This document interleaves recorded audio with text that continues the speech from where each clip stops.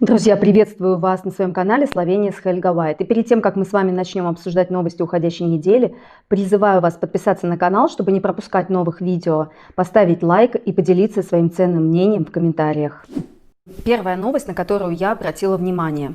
На сайте по аренде недвижимости появилось объявление о том, что владелец сдает квартиру исключительно славянским семьям. На это объявление обратил внимание защитник принципа равенства. Он установил, что реклама дискриминирует как иностранцев, так и одиноких людей. Таким образом, возможности арендовать квартиру были лишены сразу иностранцы. Эта новость вызвала огромные споры в славянском обществе. Но на самом деле нам, русским, не привыкать видеть такие объявления. В России такие объявления были сплошь и рядом, не знаю, как сейчас. И никто, никакое государство, никакой закон не обращал внимания на такие дискриминирующие объявления, когда люди писали, что сдадим людям только со славянской внешностью, или напрямую писали, каким национальностям они не будут сдавать недвижимость. И сейчас разразились споры о том, имел ли право хозяин сразу же в объявлении указывать, кому он не хочет сдавать свою недвижимость. С одной стороны, это его собственность, и он действительно имеет право сдавать тому, кому хочет. А с другой стороны, он дискриминирует напрямую другие социальные и национальные группы. С другой стороны, хозяин сразу сэкономил время у иностранцев. Он не стал водить их за нос, не стал приглашать на осмотр своей квартиры, не стал говорить, что я подумаю, что я буду выбирать из других кандидатов, а сразу напрямую указал, дав понять таким образом, чтобы такие люди ему вообще не звонили. Друзья, немногие из вас знают, что я закончила в Словении курсы агента недвижимости и помогаю русскоговорящим иммигрантам находить и арендовать жилье в Словении. Очень много людей, как из России, так и из Белоруссии, приезжают в Словению за лучшей жизнью. Но сейчас в Словении просто катастрофическая ситуация с арендой жилья. А люди, которые сюда едут, они этого не понимают или, может быть, не хотят понимать. Они едут со своими старыми установками. Они привыкли, что в их родной стране клиент всегда прав, клиент приходит и выбирает. Но в Словении совершенно другая ситуация с арендой жилья. Здесь собственники выбирают своих клиентов. Очень часто я сталкиваюсь с тем, что люди приезжают в Словению и хотят арендовать в Любляне квартиру за 500 евро.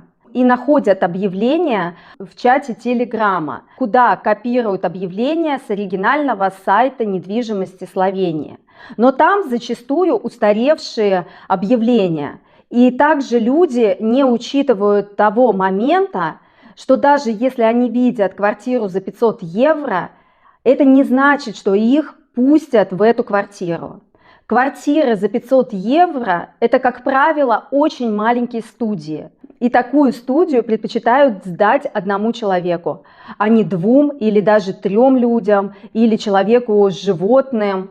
И квартиры по такой цене уходят в первый же день. На такие квартиры выстраивается огромная очередь, и хозяин устраивает конкурс.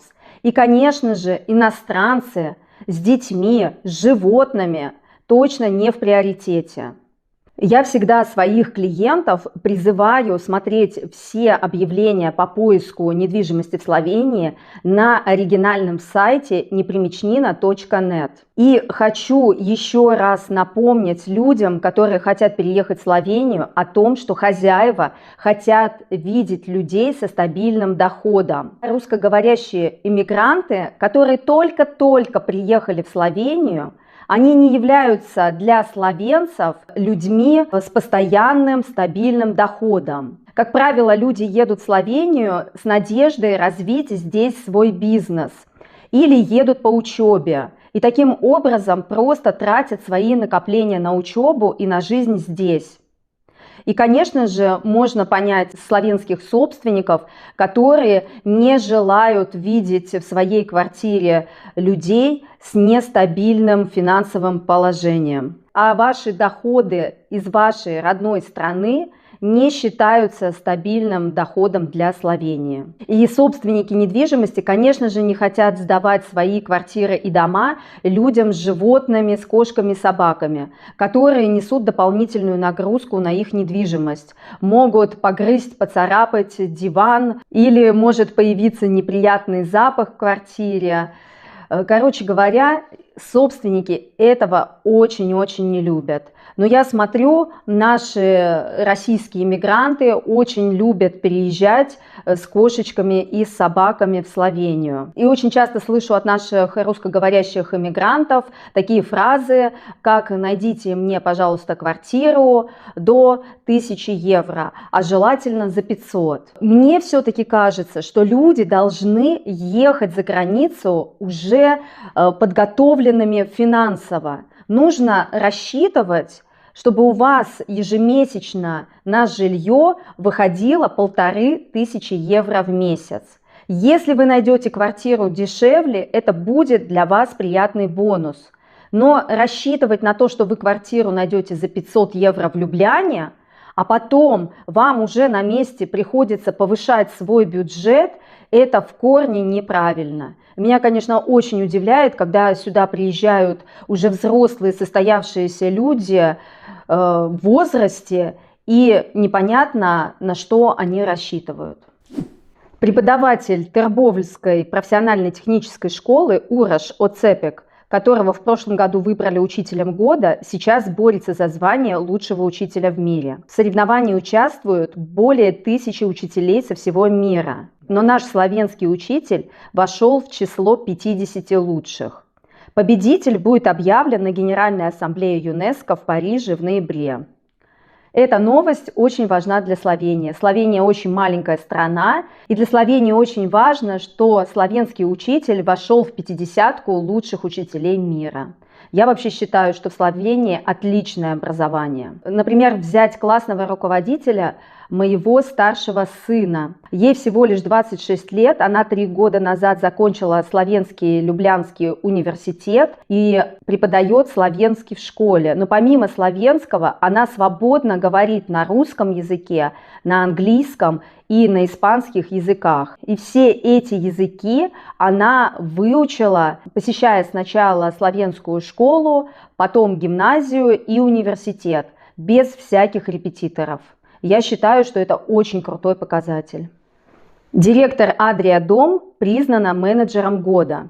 Если вы поедете в какой-нибудь термальный курорт Словении, то вы наверняка встретите такие симпатичные мобильные домики. В одном из своих видео про поездку в термальный курорт Чаташ я показывала дом, в котором мы останавливались. И этот дом как раз принадлежит компании Адрия. Так вот, директор этой компании Марта Кельвишар, директор черномельского производителя мобильных домов и палаток для глэмпинга Адрия Дом, была названа менеджером года по версии Ассоциации менеджеров, которая охарактеризовала ее как харизматичного лидера, который ставит действия выше обещаний. Золотые слова: действия выше обещаний. За 9 лет своего руководства Марта превратила Адрия Дом в признанного во всем мире законодателя моды в области мобильных и модульных домов, а также мобильных палаток. Выручка выросла с 17 миллионов евро до 57 миллионов евро. А добавленная стоимость на одного сотрудника выросла более чем вдвое, до 68 тысяч евро. Я, кстати, не знаю, что такое добавленная стоимость на одного сотрудника. По данным ассоциации, число сотрудников увеличилось почти в 3 раза, до 305. Компания внедрила бережливую бизнес-модель и сократила ненужные расходы, сохраняя при этом ориентацию на сотрудников. Если вы хотите быть законодателем моды, а Адрия Дом является как раз такой компанией, вы должны стать инициатором перемен. Но вы не можете сделать это все в одиночку. Вы делаете это вместе с людьми, сказала Марта. Она отметила, что ее стиль управления изменился. Раньше я была очень целеустремленной, но постепенно пришла к пониманию того, что путь важнее цели. Вот это реально золотые слова. Чтобы достичь правильного пути, нужно правильное управление, и тогда цели материализуются, сказала она. Адрия Дом является частью словенской группы Адрия, которая в свою очередь принадлежит французской компании Trigano. Ну вот, оказывается, все уже давно продано французам. В настоящее время в Словении наблюдается один из самых высоких уровней инфляции в еврозоне. Годовой темп роста потребительских цен ускорился до 7,5%. Цены на продукты питания и безалкогольные напитки выросли на 9,2%. Электроэнергия подорожала на 26,5%. Кстати, топливо тоже подорожало. Словения в настоящее время занимает третье место в зоне евро по темпам роста потребительских цен после Словакии и Хорватии. Согласно последним данным Евростата, в еврозоне в целом инфляция снизилась почти на целый процентный пункт до 4,3%. Мы постоянно ощущаем рост цен. Рост цен на продукты, я вижу рост цен на аренду недвижимости, рост цен на бензин, но зарплаты, к сожалению, не индексируются. В одном из своих выпусков новостей я рассказывала о том, какую помощь окажет Евросоюз Словении в связи с наводнением. А оказывается, эта помощь будет в основном выдана в кредит. Европейская комиссия одобрила план Словении взять часть финансирования ЕС, первоначально предназначенную для повышения устойчивости к экономическим кризисам, и потратить ее на меры по ликвидации последствий наводнений. У Словении будет 265 миллионов евро на снижение рисков наводнений и рисков других стихийных бедствий, связанных с климатом, из которых 45 миллионов евро будут предоставлены в виде грантов и 220 миллионов евро в виде кредитов. После катастрофических наводнений в начале августа Словения обратилась к Брюсселю за дополнительными кредитами из так называемого Фонда восстановления и устойчивости. Согласно утвержденным изменениям в национальном плане восстановления и устойчивости, страна теперь имеет 1,7 миллиарда евро в виде кредитов, после того, как первоначально запросила 705 миллионов евро, сообщило Управление восстановления и устойчивости. Национальное координационное подразделение, бла-бла-бла-бла-бла. Оказывается, Словения в основном возьмет кредиты на восстановление своей страны, которые, конечно же, нужно отдавать. Интересно, правда, под какой процент они берут кредит? Об этом ничего в новости не сказано. И традиционно новости погоды от Алисы. Алиса, какая сегодня погода в Любляне? Сейчас в Любляне плюс 16, облачно, с прояснениями. Сегодня осадков не обещали. Днем до плюс 24, малооблачно. А вечером плюс 19, ясно. Спасибо. И вам спасибо, вы делаете меня счастливой. Ты меня тоже.